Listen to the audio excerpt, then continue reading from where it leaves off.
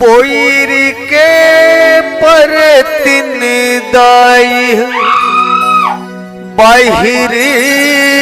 के मटिया झुपतिया बेऊ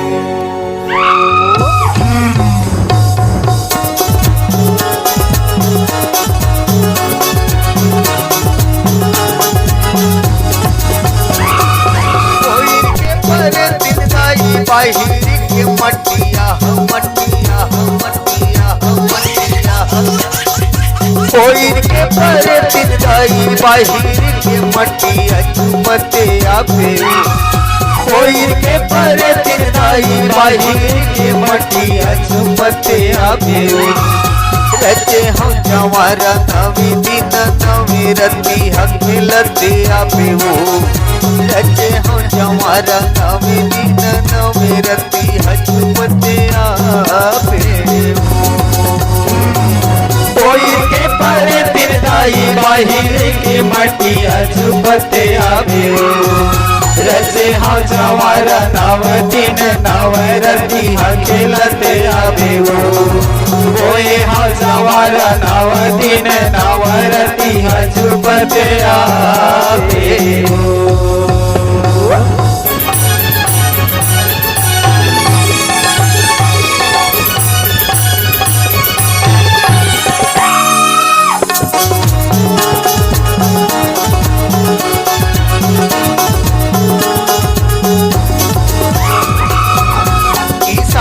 घर ले दाई भी रही मंगाए झुपतिया पे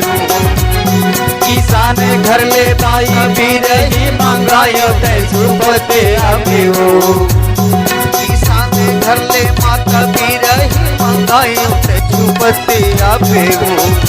रचे हो जमारा नवी दिन नवी रती हजपतिया पे होए हो जमारा नवी दिन नवी रती हजपतिया पे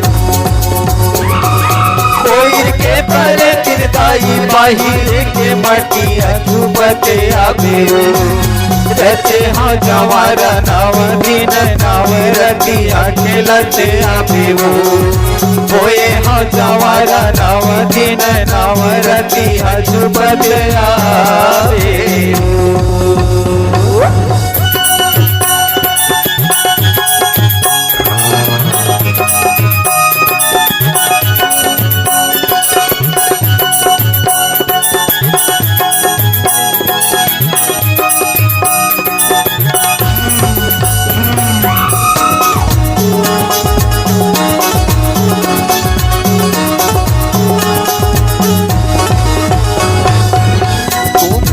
घर ले दाई गले समगाए झुपतिया पे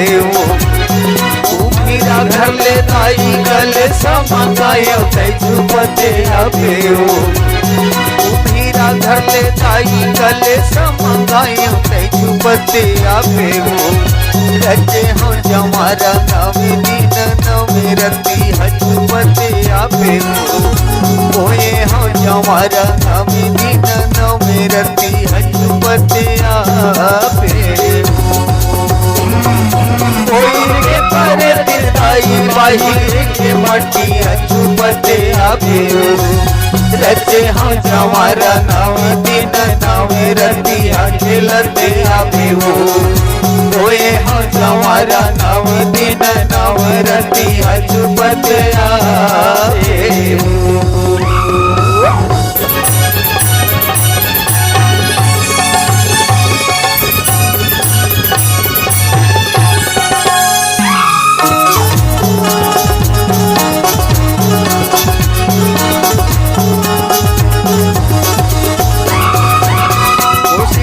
घर ले दाई बातीला मंगाए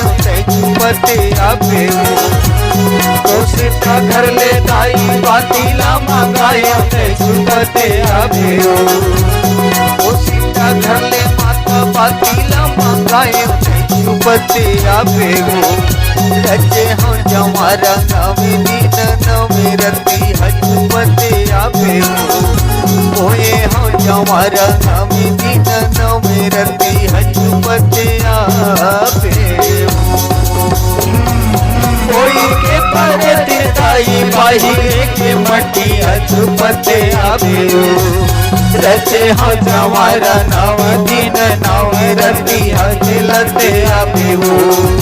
कोई हो जवारा नव दिन नव रती हजपते आवे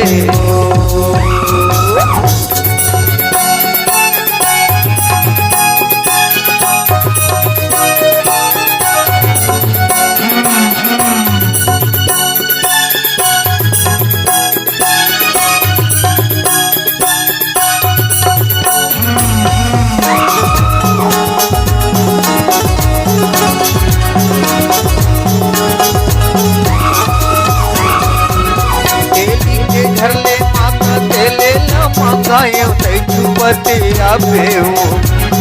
एली के घरे माता तेले ला मंगायो ते छुपते आवे एली के घरे दाई तेले ला मंगायो ते छुपते आवे रचे हो जवारा नवी दिन नवे रती हजपते आवे कोई हो जवारा नवी दिन नवे रती हजपते आवे कोई के पर तिरताई बाहिर के मटी हजपते आवे रचे हो जवारा नव दिन नव रती हजलते आवे कोई हो जवारा नव दिन नव रती हजपते आवे